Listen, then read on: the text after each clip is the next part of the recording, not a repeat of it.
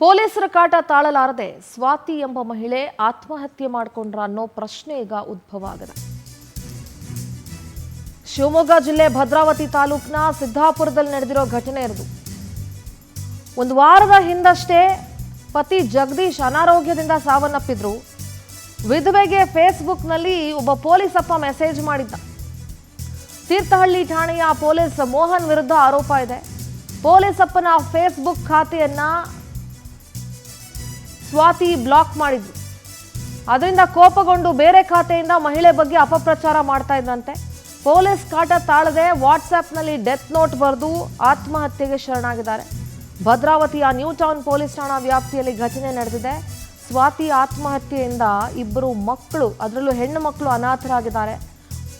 Police Mohan ವಿರುದ್ಧ ಕ್ರಮಕ್ಕೆ ಸ್ವಾತಿ ಕುಟುಂಬಸ್ಥರು ಆಗ್ರಹಿಸ್ತಾ ಇದ್ದಾರೆ. ಏನ್ರಿ ಪೊಲೀಸವ್ರಿಗೂ ಮಾನ ಮರ್ಯಾದೆ ಇಲ್ಲ ಕಣ್ರಿ, ಎಷ್ಟು ಅಂತ ಕ್ರೈಮ್ಗಳಲ್ಲಿ ಭಾಗಿಯಾಗ್ತೀರಿ? ನಿಮ್ಗೆ ಯಾಕ್ರಿ ಬೇಕು ಇನ್ನೊಂದು ಹೆಣ್ಮಕ್ಳ ಸವಾಸ?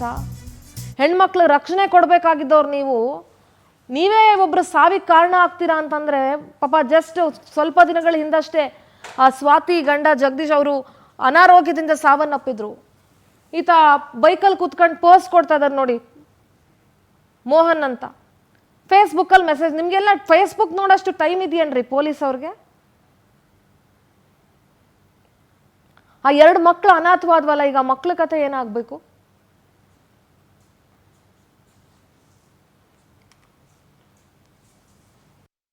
ಫೇಸ್ಬುಕ್ ಅಕೌಂಟ್ ಬ್ಲಾಕ್ ಮಾಡಿದ್ರು, ಇನ್ಯಾವುದೋ ಬೇರೆ ಅಕೌಂಟಿಂದ ಇವನ್ಗೇನೋ ಮೀಸೆ ಮಣ್ಣಾಗೋಯ್ತು ಅನ್ನೋ ರೀತಿಯಲ್ಲಿ ಬೇರೆ ಮೆಸೇಜ್ಗಳನ್ನ ಕಳಿಸ್ತಾರಲ್ಲ.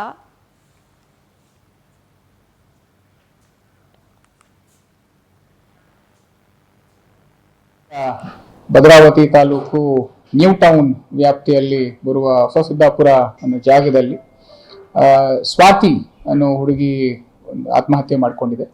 ಈ ಸ್ವಾತಿ ಅವರು ಬಂದ್ಬಿಟ್ಟು ಹಿಂದೆ ಜಗದೀಶ್ ಅಂತ ನಮ್ಮ KSISF ಅಲ್ಲಿ ದಲಾಯತ್ ಆಗಿದ್ದು, ಅವರ ಧರ್ಮಪತ್ನಿಯವರಾಗಿದ್ದು, ಕೆಲವು ದಿನಗಳ ಹಿಂದೆ ಜಗದೀಶ್ ಅವರು ಕೂಡ ಒಂದು ಆತ್ಮಹತ್ಯೆಗೆ ಶರಣಾಗಿದ್ದರು. ಈ ಒಂದು ಸ್ವಾತಿಯವರ ಆತ್ಮಹತ್ಯೆ ಪ್ರಕರಣದಲ್ಲಿ ಅವರ ತಾಯಿಯವರು ಒಂದು ಕಂಪ್ಲೇಂಟನ್ನು ನೀಡಿದ್ದಾರೆ. ಆ ಕಂಪ್ಲೇಂಟಿನ ವಿವರಗಳು ನಮ್ಮಲ್ಲಿರುವಂತಹ ಒಬ್ಬ CHC ಆದ ಮೋಹನ್ ಅನ್ನೋ ಕಾನ್ಸ್ಟೇಬಲ್, ಅವರು ಮಾಳೂರಲ್ಲಿ ಕೆಲಸ ಮಾಡ್ತಿದ್ದು, ಅವನ ಕಿರುಕುಳದಿಂದ, ಅವನ ಅಪಪ್ರಚಾರದಿಂದ ಅವರು ಈ ಒಂದು ಆತ್ಮಹತ್ಯೆಯನ್ನ ಮಾಡ್ಕೊಂಡಿದ್ದಾರೆ ಅಂತ ಕಂಪ್ಲೇಂಟನ್ನು ನೀಡಿದ್ದಾರೆ. ಅವನು ಕಿರುಕುಳ ಕೊಟ್ಟಿದ್ರಿಂದ ಆತ್ಮಹತ್ಯೆ ಮಾಡ್ಕೊಂಡಿದ್ದಾರೆ ಅಂತ ಹೇಳಿ ಒಂದು ಶಿವಮೊಗ್ಗ ಪ್ರತಿನಿಧಿ ಮೋಹನ್ ಕೃಷ್ಣ ದೂರವಾಣಿ ಸಂಪರ್ಕದಲ್ಲಿ ಜಾಯ್ನ್ ಆಗಿದ್ದಾರೆ. ಮೋಹನ್, ಹೆಣ್ಣು ಮಕ್ಕಳಿಗೆ ರಕ್ಷಣೆ ಕೊಡಬೇಕಾಗಿರುವಂತಹ ಖಾಕಿಯಿಂದಲೇ ಒಬ್ಬ ಹೆಣ್ಮಗಳು ಈಗ ಆತ್ಮಹತ್ಯೆಗೆ ಶರಣಾಗಿರುವಂತಹ ಘಟನೆ ನಡೆದಿದೆ. ಈ ಘಟನೆ ಸಂಬಂಧ ಏನೆಲ್ಲ ಡೀಟೇಲ್ಸ್ ಇದೆ ಮೋಹನ್? ಏನು ನಿನ್ನೆ ಒಂದು ಈ ಒಂದು ಘಟನೆ ನಡೆದಂತದ್ದು ಕಳೆದ 6 ದಿನಗಳ ಹಿಂದೆ ಅಷ್ಟೇ ಪತಿ ಜಗದೀಶ್, ಅದರಲ್ಲೂ KCFCನಲ್ಲಿ ಪೊಲೀಸ್ ಪೇದೆಯಾಗಿರುವಂತ ಜಗದೀಶ್ ಕಳೆದ 6 ದಿನಗಳ ಹಿಂದೆ ನೇಣು ಹಾಕಿಕೊಂಡು ಆತ್ಮಹತ್ಯೆ ಮಾಡಿಕೊಂಡಿದ್ರು. ಇದರ ಬೆನ್ನಲ್ಲೇ ಇದೀಗ 6 ದಿನಗಳ ಬಳಿಕ ಇದೀಗ ಆತನ ಪತ್ನಿ ಕೂಡ, ಸ್ವಾತಿ ಕೂಡ ಮನೆಯಲ್ಲಿ ನೇಣು ಬಿಗಿದುಕೊಂಡು ಆತ್ಮಹತ್ಯೆ ಮಾಡಿಕೊಂಡಿರುವಂತದ್ದು. ವಾಟ್ಸ್ಆಪ್ ನಲ್ಲಿ ಡೆತ್ ಕೋಡ್ ಕೂಡ ಬರೆದು ನೇಣಿಗೆ ಶರಣಾಗಿದ್ದಾರೆ. ಅವರ ಅಮ್ಮನ ವಾಟ್ಸ್ಆಪ್ ಅಕೌಂಟ್ಗೆ ಈಕೆ ಒಂದು ವಾಟ್ಸ್ಆಪ್ ಮೆಸೇಜ್ ಮಾಡಿರುವಂತದ್ದು. ನನಗೆ ಮೋಹನ್ ಎಂಬಾತ ಕಾನ್ಸ್ಟೇಬಲ್ ಏನಿದೆ ಪೊಲೀಸ್ ತೀರ್ಥಹಳ್ಳಿಯಲ್ಲಿ ಮಾಳೂರಿನಲ್ಲಿ ಪೊಲೀಸ್ ಪೇದೆ ಆಗಿರ್ತಾನೆ, ಕಾನ್ಸ್ಟೇಬಲ್ ಆಗಿರ್ತಾನೆ ಮೋಹನ್. ಈತನಿಗೆ ವಿಧವೆ ಸ್ವಾತಿಗೆ ನಿರಂತರವಾಗಿ ಫೇಸ್ಬುಕ್ ಮತ್ತು ಮೆಸೆಂಜರ್ ನಲ್ಲಿ ಮೆಸೇಜ್ ಹಾಕ್ತಾ ಇದ್ದ. ಹೀಗಾಗಿ ಸ್ವಾತಿ ಮತ್ತು ಆತನ ಫೇಸ್ಬುಕ್ ನ ಬ್ಲಾಕ್ ಮಾಡಿರ್ತಾಳೆ.